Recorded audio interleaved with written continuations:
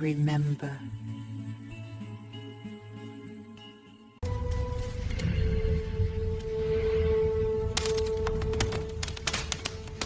The wind howled across the frozen plains of Yakutia, carrying with it the sharp sting of snowflakes that felt like needles on bare skin.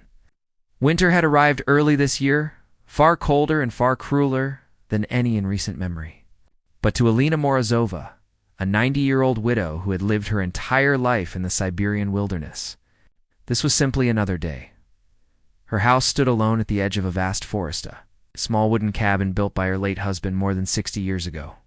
Inside it were memories, photographs, and the stubborn warmth of a woman who had outlived nearly everyone she ever knew. That morning, Alina wrapped herself in 3 layers of wool clothing, tied her scarf tightly around her head, grabbed her old walking stick, and stepped outside. She intended only to fetch water from the frozen river before the sun disappeared behind the clouds again. Even at 90, she moved with purpose. Her joints complained, but her spirit did not. As she approached the riverbank, she noticed something unsettling: silence. Not the peaceful silence of winter, but a tense, unnatural quiet. No birds, no rustle of trees, no crunching footsteps of foxes or reindeer. The forest was holding its breath. Alina paused. She had lived long enough to recognize what that meant. Wolves. She turned slowly, tightening her grip on her wooden stick. And then she saw them, 3 gray shapes emerging from the tree line, their fur bristling, their yellow eyes fixed on her. They were thin, hungry, desperate. Winter starvation had driven them closer to human homes than usual. Alina took a deep breath. "Not today," she whispered.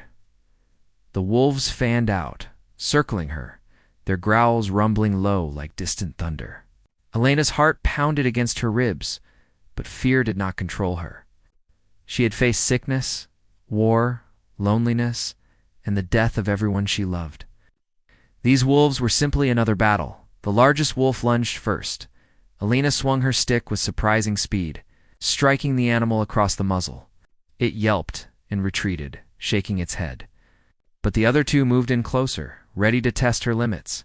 She backed up slowly, step by step, until her heel hit the frozen river. She could not fall. She could not let them surround her completely. Her mind raced. She needed higher ground or shelter, anything. Her eyes locked onto a fallen birch tree half buried in snow.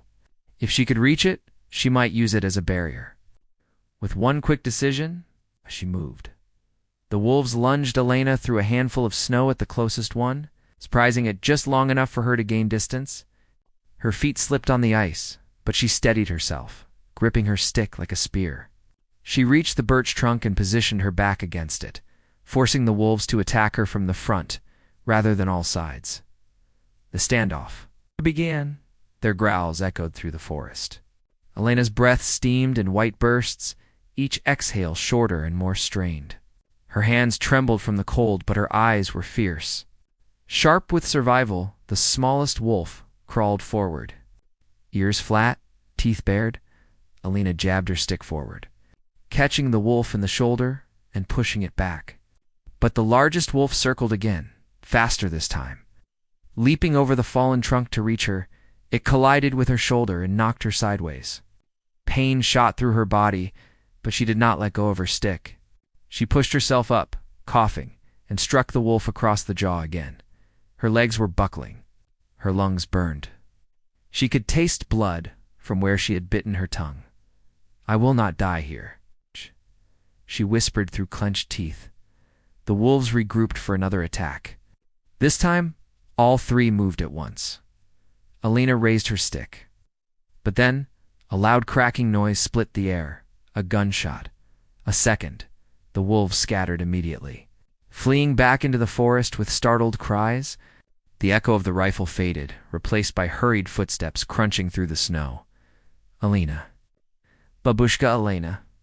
It was Ivan, the neighbor's grandson, a young man who often brought her firewood. He ran toward her, breathing heavily, the rifle still smoking in his hands. He reached her side and helped her stand. "Are you hurt? What happened?" "I heard the wolves howling and ran." Alina raised a hand, stopping him. They tried, she said with a tired but proud smile, but they failed. Ivan stared at her in awe. You fought them off? Alone? She shrugged lightly. I am old, Ivan, not weak. He helped her back to her cabin, where he started a fire and made her hot tea. As she warmed her hands by the flames, she finally allowed herself to feel the trembling exhaustion. Ivan sat across from her, still watching her with disbelief. Will you tell the village what happened? He asked. Alina shook her head. Stories grow too big when told, she murmured. Let this one stay between us. But the story did not stay between them. Ivan, deeply moved by her strength, told his parents. They told their neighbors. Word spread from village to village, and soon the tale of the 90-year-old woman who fought off wolves reached far beyond. Yakutia reporters tried to visit. Survival channels online began recreating the incident. People around the world were stunned by the courage of an elderly woman living alone in one of the coldest places on earth. Alina never sought fame. What mattered to her was simple. She had defended her home, her life, and her dignity. That night, as she sat in her rocking chair and listened to the crackling fire, she whispered to her late husband's photograph, I'm still here, still fighting. And in the deep Siberian wilderness, winter continued its silent reign, but Alina Morozova remained unbroken. A living legend forged by ice, time, and unshakable will.